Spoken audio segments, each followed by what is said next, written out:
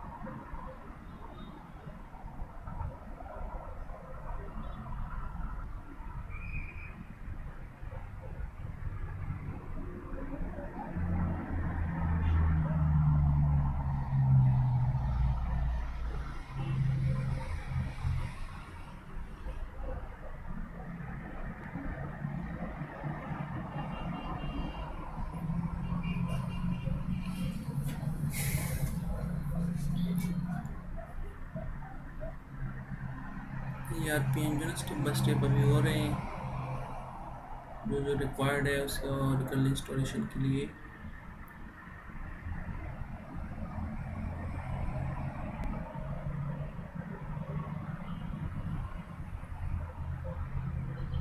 और जितना काम हम कर रहे हैं ना, ठीक है, वो रूट यूज़र से कर रहे हैं, क्योंकि पूरा एडमिनिस्ट्रेशन काम है।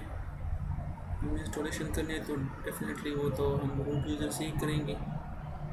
इसके बाद जो है ना हम रूट के अलावा जो है दूसरे यूज़र भी बनाएंगे, ऑरिकल के यूज़र है वो हम बनाएंगे। इसमें आपको फिर पता चल जाएगा कि हमने अगर और कोई काम करना है तो दूसरे यूज़र से भी कर सकते हैं।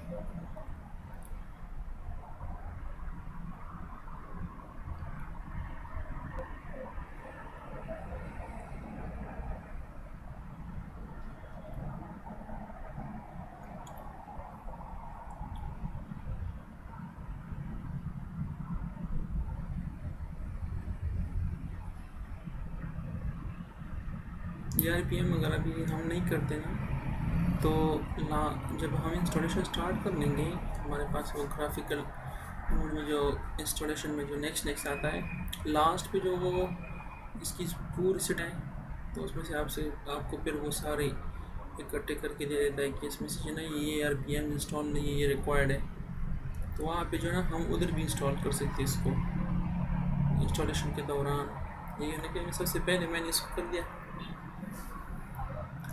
ताकि जो है ना आगे जो है ना हम और काम पे फोकस करें।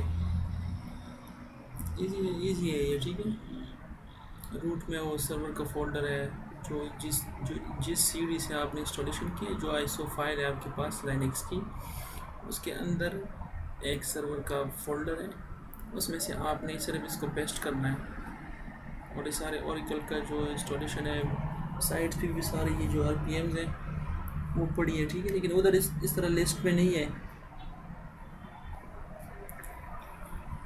ये तो हमने इसको लिस्ट में किया हुआ है, तो उधर वो लिस्ट में नहीं है। उसको आप वहाँ एक एक आरपीएम्स पड़ा हुआ कि इसलिए आपने ये करना है, फिर ये करना है। और सबको इकट्ठा करके हमने जो फाइल बनाई हुई है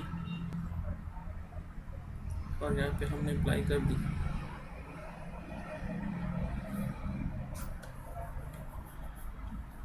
तकरीबन लास्ट पेयर पर भी है, ये कंप्लीट हो जाएगी। इसका जो इफेक्ट है ना वो ओरेकल इंस्टॉलेशन पे पड़ता है, ठीक है। उधर हमें फिर जो ना अगर वो ऑप्शन ना दे कि मतलब हो चुका है, तो वहाँ पे हमें बता देगा आरपीएम रिकॉर्ड नहीं इसके लिए। ये भी हो रहे हैं अभी तक।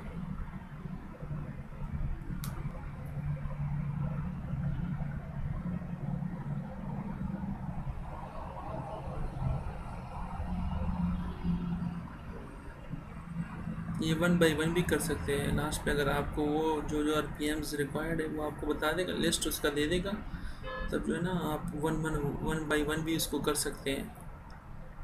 लेकिन हमने शुरू में सारा जो है ना जितने आरपीएम्स रिक्वायर्ड थे उस सबको यहाँ पर जो है ना इसमें डाल के इंस्टॉल कर दिए सारे। ये देखो लास्ट पे जो है ना आपके पास रूट एक्सपर्ट सर्वर का जो है ना लास्ट पे आ गया कर्सर, ठीक है। इसका मतलब है कि सारे आरपीएम जो है ना वो इस विंडो के लिए हो गए। अभी हमने क्या करना है, अभी आप यहाँ पे टर्मिनल पे आए, ठीक है। एक्सपर्ट उसमें रूट पे है cd/u01 में हमारे पास जो है एक दूसरी फाइल है जिसको 11G इंस्टॉलेशन टेक्स्ट फाइल कहते हैं, ठीक है।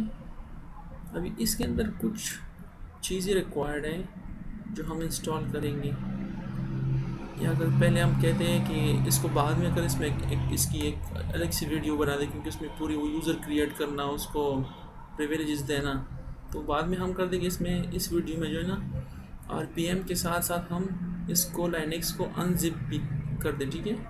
अभी देखो U01 के अंदर ही जो है ना लाइनक्स 1 of 2 और 2 of 2 को किस तरह अनजिप करेंगे, तो वो आप देख लें।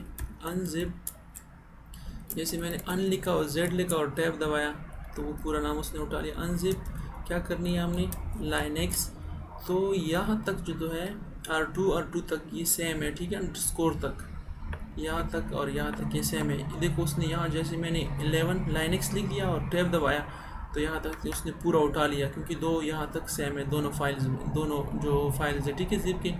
अब इसके बाद डेटाबेस भी सेम है, अगर मैं डी लिख दूँ, डी डेटाबेस भी उसने उठाया हुआ है। और यहाँ तक जो है ना 2 और 1 से ये दोनों डिफरेंट है, तो उसमें से आप वो पूछ रहा है कि कौन सी फाइल आपने अनजिप करनी है, तो मैं उसको बता दूँ कि 1, और फिर टैब दबाया तो वो अनजिप का जो अनजिप तक है वो पूरा उसने उठा लिया।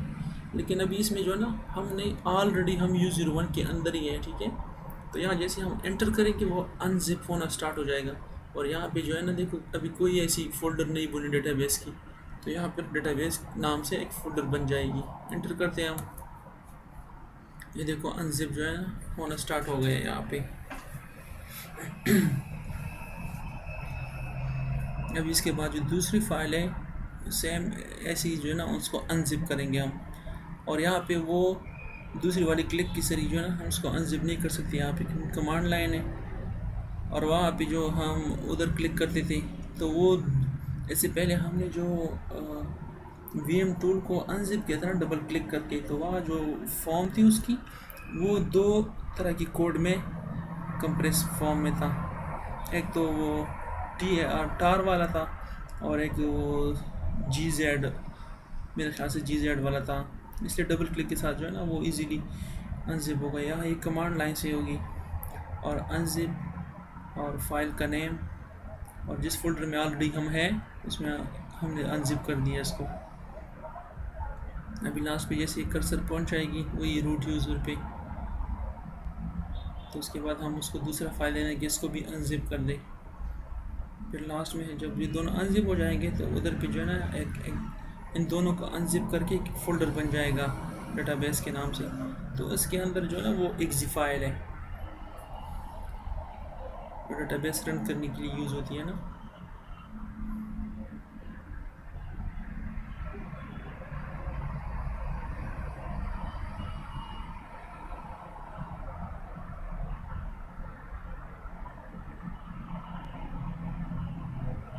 इस तरतीब से आप अगर चलेंगे ना तो वो फिर बहुत ही ईजी है, मतलब इसमें ऐसा कुछ नहीं है।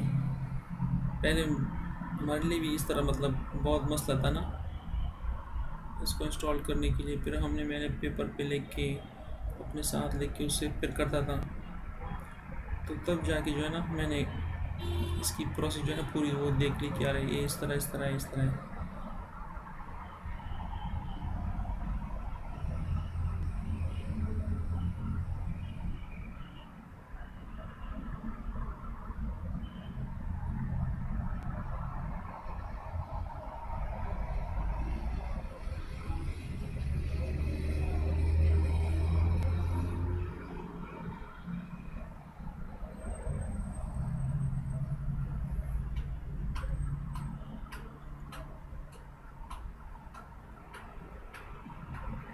ये जो डेटाबेस है लाइनक्स 11G डेटाबेस जो है ना ये आप ओरेकल की साइट से भी फ्री ऑफ कॉस्ट है, इसको आप डाउनलोड कर सकते हैं उधर से, ठीक है, 2 फाइल इसकी बनी होती है, तो आप इजीली जो है ना वहाँ से इसको डाउनलोड कर सकते हैं।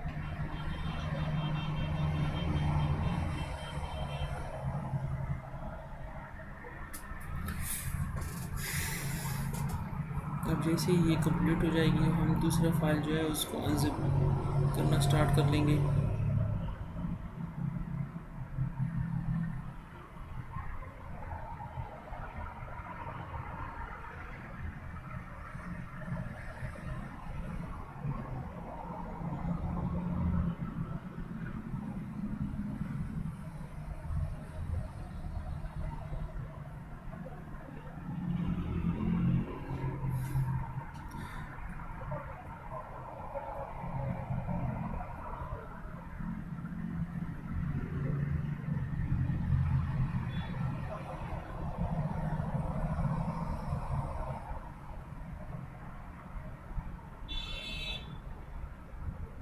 जिधर भी कोई मसला हो तो आप पूछ लिया करें, ठीक है, नहीं तो नेट के ऊपर सारी चीज़ें अवेलेबल है। कोई एरर आए तो उसको कॉपी करके, एरर का अपना नंबर होता है उसको गूगल में दे दें आपको बता देगा कि इसमें ये इशू है, इस तरह से ये ठीक हो सकते हैं मुख्तलिफ, फिर आपको सर्चिंग करनी पड़ेगी।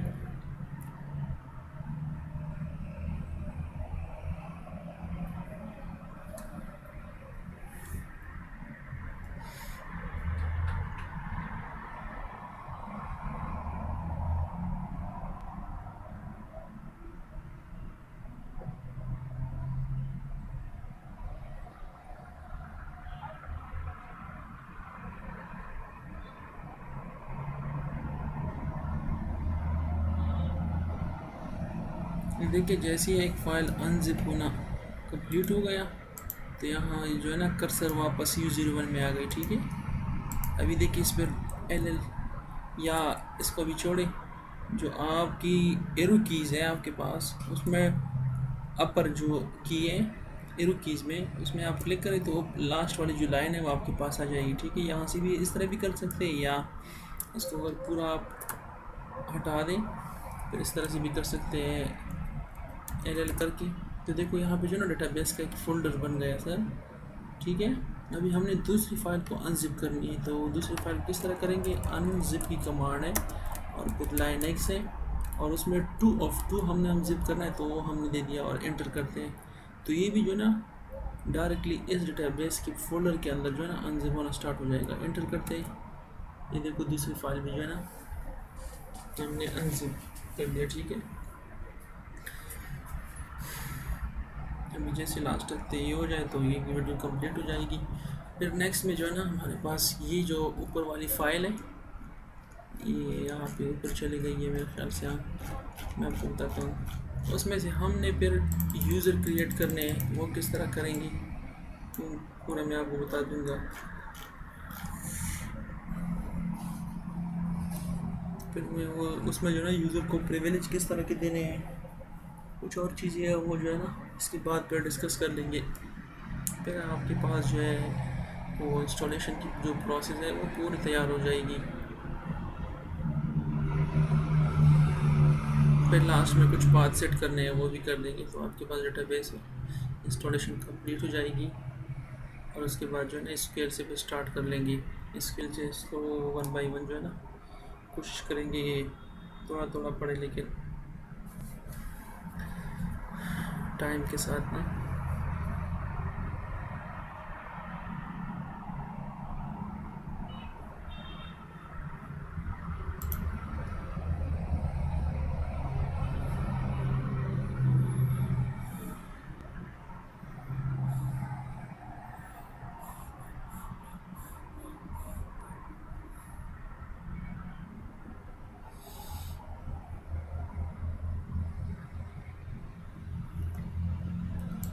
जब वीडियो देखिए 20 मिनट की ऑलरेडी बन गई है ना,